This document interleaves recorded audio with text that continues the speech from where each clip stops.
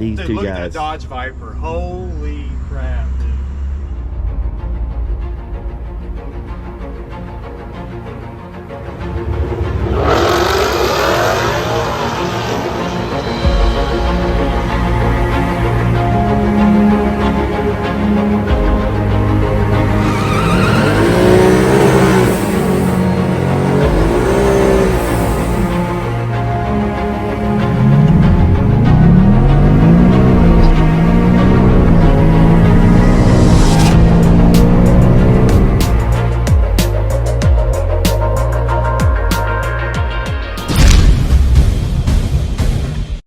Hey Chris, Yeah. can you not see in the daylight? No. Oh, he just turned it off. He turned it off. I wanted a Snapchat of that. What is going on, everyone, and welcome back to the channel, guys. We are at the shop now. We are not inside the shop because the shop is full of customers' cars right now, and so I'm kind of just doing this out here. But we sprayed the car off and got it clean, and we were about to install a digital dash in the car. We went ahead and picked one up. Now, you know, when I bought the car that it was a 400A car with Recaros, active exhaust, and I said the only thing that it was missing that I wanted was the digital dash. So we picked up a digital dash. Now, a friend of mine had already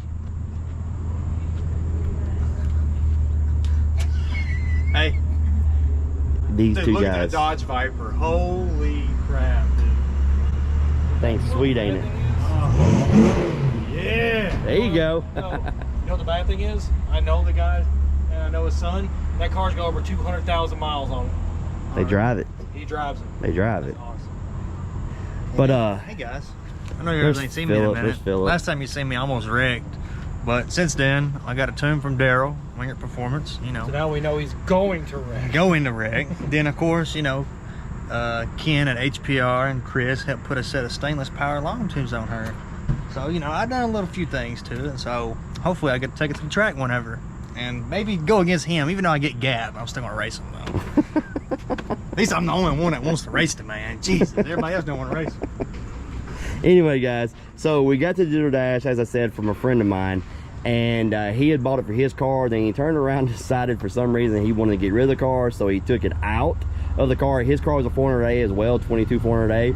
So took it out, and it had less miles on the cluster than I have on the car. As you know, you can go into FORScan when you put a cluster in, you can increase the mileage, but you cannot decrease the mileage. So you always want to get a dash that is under the mileage that's on your car, so you can increase the mileage up to what's on the car now and go from there. But anyway, guys, I'm not going to bore you too much. We're going to go ahead and get this digital dash put in the car, and then kind of go from there, see where the video goes. Real quick before we get this dash installed, guys, I've had a couple people ask me how do I get the boost gauge on the dash. Now, I did a video a while back on my 17 California Special when I did it on that car, but since then FORScan has made it a lot easier. So I'm gonna go ahead and show you guys really quick how to turn on the factory vacuum boost option. All right, so what you're gonna need is a laptop. Download FORScan. You can go on there, it's free. The only thing is you will need the extended license. You need to get the free version extended license, or you can go ahead and pay for it and then be able to use it as much as you want to, as long as you want to. And then you're going to need a ELM 327. This is what I have with the MS HS CAN switch. You can get that off Amazon, or you just any pass-through device that's compatible with FORScan is what you're going to have, guys. But then I'll show you real quick how to what to go in and change. Once you have the car hooked up and it connected to FORScan, now one thing I will tell you, if you got an aftermarket tune that is locked, you will have to go back to your stock tune to gain access to the car, and then you can load the tune back in and you still have access to the car once you save the profile and everything. But you're going to go over here to configuration and programming. It's really simple. Then you're going to scroll down to the IPC, which is the cluster. And so you used to have to go in and do the as-built format, but you can actually go into module configuration now and then hit the play button, and then it's going to come up and it's got all these features you can turn off and on. Now, don't start doing a low lot there, but but there's quite a few things you can actually do in here. But you want to scroll down to boost. is what you want to scroll down to, and right there is the boost vacuum display. And as you see, I've got mine enabled, but if you don't have it enabled, it's going to be disabled. Then all you'll do is click enabled, and then you'll click the check mark. Click the check mark, and then you'll go down and hit right. And then when you hit right, it'll, like mine says no changes, so really quick I'll just go ahead and disable mine. Disable it, so I'll show you what it does when it writes. You just go through it, then write, and then there you go. So click on it, off and on, and turn it on.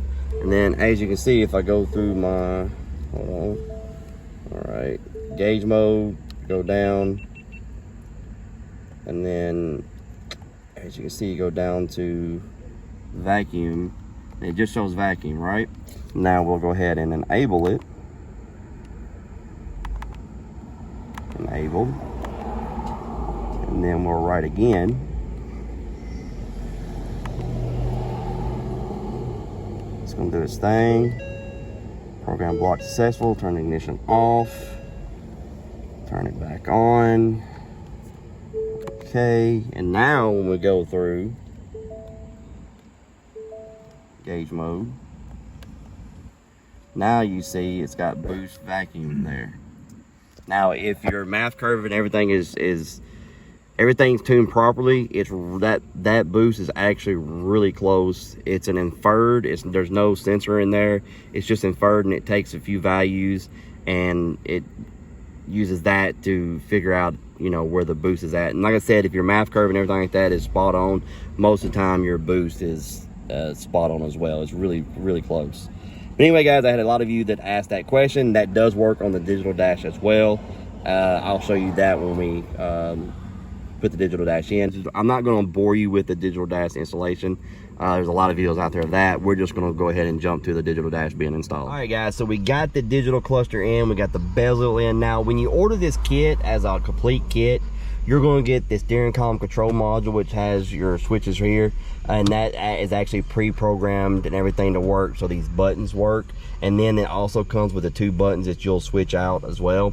And then it comes with, of course, the digital cluster, and then it comes with the bezel. So it comes with everything you need already programmed for you, so you can just drop it right in. The only thing you might have to adjust is the mileage, but you will actually tell them the mileage that's on the car whenever you order it. Now, of course, you're probably going to drive the car and put miles on it, so you can always use ForeScan to go in and up the mileage to what you have on the car now. But it comes as a complete kit ready to drop in. And as you see, I've already had done the boost thing on here as well. It's the same as it was on the regular cluster. Just go in and enable it. But we're going to go in really quick and we're going to change the miles, because this has got 1,979 miles on it, and my car actually has, There's like 35 something. I took a picture of it to make sure it was 100% correct. It actually has 3,877 miles, so I've got to go in and change the mileage real quick. So we're going to do that really quick. All right, guys, so we got everything programmed. The mileage is now set correctly at 3877. I've got my mode set up, everything set up, guys. Absolutely love the digital dash. That's the only thing the car was missing. Like I said, it was a 400A. Got Recaros, active exhaust, and stuff like that. The only thing that's missing that I wanted was the digital dash. So now that we've got it, everything's good. I usually don't concentrate on anything that doesn't make the car perform better. However, this time with this car, I wanted the dash, so we got that put in, everything done, so it's ready to go. One thing I do want to go over real quick, we'll go in the shop and I'll show you guys what we got. I did this after work, so by the time we washed the car, the sun was already starting to go down, so I knew I wouldn't get to play with my new toy I got, but I'll show you guys real quick what I got right here, guys. To go on the back of the car, it's an Insta360. This extends way out, and pick this rig right here up because it comes with 3 suction cups for the main thing, and then it comes with this to actually support this, so you can run it on out. That way it keeps it from being so bouncy on the back. This would be a great thing, but it's an Insta360. X2 one. So Ooh. yeah, it's nice, man. Dude, that's gonna be some killer shots going down the drag strip. That it is. Y'all guys can see how far of a gap Ken puts on me. Well, the thing I like about it is that you have it on the back of the car. You can show the back of the car. You can swing it around and show what's going on behind you, and you can see whatever you want to see going down the track. And gapping the far out of me. Going down the track. Also, I'll probably use this on the street a few times. I think it makes some killer shots. Anyway, guys, I just took the opportunity when I put my digital dash in. I took the opportunity to go ahead and show you guys the boost feature. A few of you guys have been asking. I did a video a while back, but like I said, Forescan actually made it a lot easier for you guys. Instead of going in there and changing numbers around, it actually has a spot where you can just click on the boost and enable it, and it's a lot easier for you guys. But anyway, guys, I hope you enjoyed this video. If you did, please hit that like button, subscribe if you haven't, and we'll see you next time.